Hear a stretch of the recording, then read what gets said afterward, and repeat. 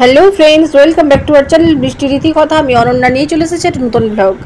আমাদের নিকো পার্কের পর্ব শেষ, কিন্তু নিকো পার্কে এত জল ঘাটাঘাটি করার পর খিদে তো পায়, বলো খিদে পায় না? কিন্তু ওখানে ভালো রেস্টুরেন্ট কাছাকাছি তেমন কিছু পাচ্ছিলাম না। হঠাৎ করে মাথায় এলো বিরিয়ানি।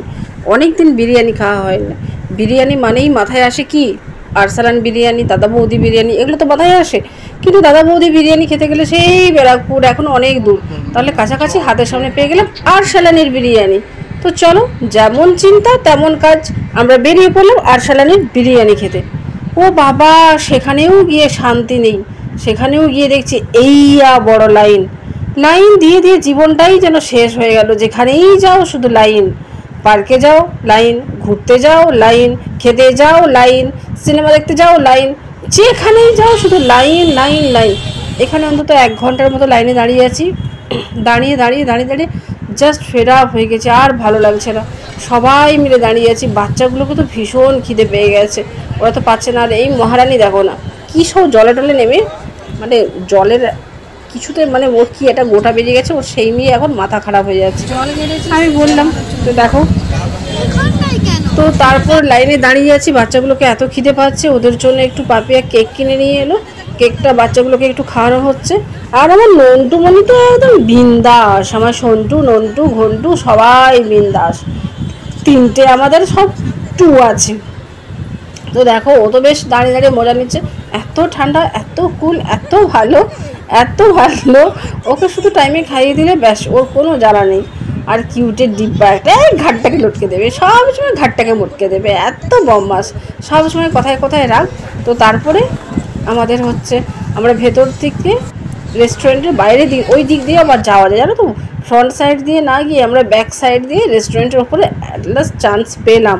অন্তত গিয়ে বসি, তো খাওয়ার তো না হয় একটা পরেই আসুক, কিন্তু গিয়ে তো একটু ঠান্ডা হয়ে বসি। এত বাইরে গরম ছিল, গরমে তো পুরো হাঁসফাঁস করছিলাম। তো রেস্টুরেন্টের ভেতরটা যারা গিয়েছো তারা তো দেখেছো, আর যারা যাওনি তাদেরকে আমি বলছি, ভেতরটা বেশ ভালো। ওটা হালকা মিউজিক বাজছিল, একদম চিল এসি ছিল, আর ভালো ছিমছাম পরিষ্কার ভালো। কিন্তু ওই যে ওই অপেক্ষার অপেক্ষা অপেক্ষা, হয়তো বেশি ভিড় ছিল বলে না কি জানি না, কতক্ষণ ধরে আমরা ওয়েট করছিলাম, বসেই ছিলাম। অ্যাকচুয়ালি আরসালানের বিরিয়ানির একটা উদ্দেশ্যও ছিল।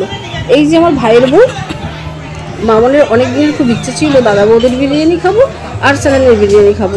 ওর আগের বারে যখন ব্যাঙ্গালোর থেকে এসেছিলো, তখন তোমাদেরকে আমি ভিডিওতে দেখিয়েছি যে দাদা বৌদির বিরিয়ানি আমরা কিনে নিয়ে এসে বাড়িতে নিয়ে এসেছিলাম। ও দাদা বৌদির বিরিয়ানিটা খেয়েছে, তখন এবারে খুব ইচ্ছে ছিল আরসালানের বিরিয়ানি খাবে। তো সেই উদ্দেশ্যে আরসালানে আমাদের যাওয়া। তো একই সাথে যখন যাচ্ছিলাম, চলো খেয়েই ফিরি এই নিয়ে। তো আমাদের হিরো সাহেব দেখো একটু সেলফি টেলফি তুলে নিল, সবাই মিলে একটু ছবি টবি তোলা হয়ে গেল। তুলে নিয়ে কী করবো বলো না, খাওয়ার তো অর্ডারই নিতে আসে না এখন। বসেই আছি কখন থেকে। না, খাওয়ারটা অর্ডার দেওয়া হয়ে গেছে। তো দেখো প্লেটগুলো সার্ভ করে দিয়ে গেছে। এখন সে কতক্ষণ ধরে ভেতরে, বাইরে 1 ঘন্টা, ভেতরে অন্তত মিনিমাম আরও 1 ঘন্টার উপরে বসে আছি। তো তারপরে সবাই মিলে আসছে, আর সেই সময় যে যার মতো করে সে তার মতো করে বসে আছে, সেলফি তুলছে, দুষ্টু করছে, কথা বলছে, এইভাবে করছে। আর আমি বলে রাখি যে আমিও হচ্ছে আরসালানে এলাম এই প্রথমবার, এর আগে আমি কখনো আসিনি। তো তোমরা দেখতে থাকো, আর দেখতে দেখতে রোজকারের মতো আমি যেমন বলে থাকি, যারা যারা আমরা যেখান থেকে আমার ভিডিওটা দেখছো প্লিজ একটা লাইক করে দিও। তার আগে শোনো আমার পুচকুতার কথা, শোনো। উনি বাবালি দুটু গলে মাথার দুটু গলে,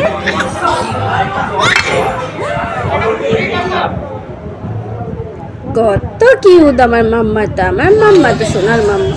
আমরা বসে বসে আর কী করবো, দেখতে পাচ্ছ, নো মেকআপ, কোনো কিছু নেই, একদম সেই জলে, মানে কি বলবো, জলে একদম পানকৌটির মতো ডুবে ডুবে একদম সোজা আরসালানে এসেছি। একদম যেন সেই উড়ি ঝুড়ি একদম, মানে কি বলবো, একদম যেন সোজা মাঠ থেকে উঠে এসেছি, এইরকম অবস্থা। তো চলো, কি আর করা যাবে বলো, পেট যখন ডাকছে তখন তো সাজগুজ বাদ দিয়ে আগে খাবারটাই খেতে হবে, তাই না? তোমরা খাবারের জন্য অপেক্ষা করছি। উফ, এই ভালো লাগছে না, আর কি বলবো বলো, ভয়েস দিতে গেলেও এত কষ্ট হয়।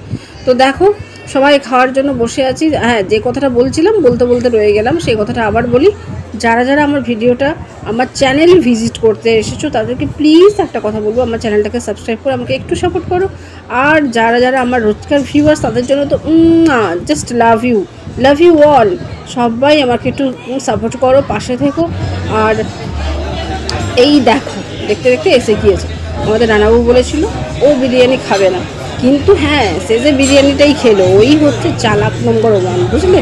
তো ও হচ্ছে নিল পনির নিল আর তন্দুরি রুটি নিল। আর বাচ্চাগুলো বিরিয়ানি খাবে না, একটু স্পাইসি ছিল তো, তার জন্য ওদের জন্য ওই পনির আর রুটি নেওয়া হয়েছিল। আর আমরা নিয়েছিলাম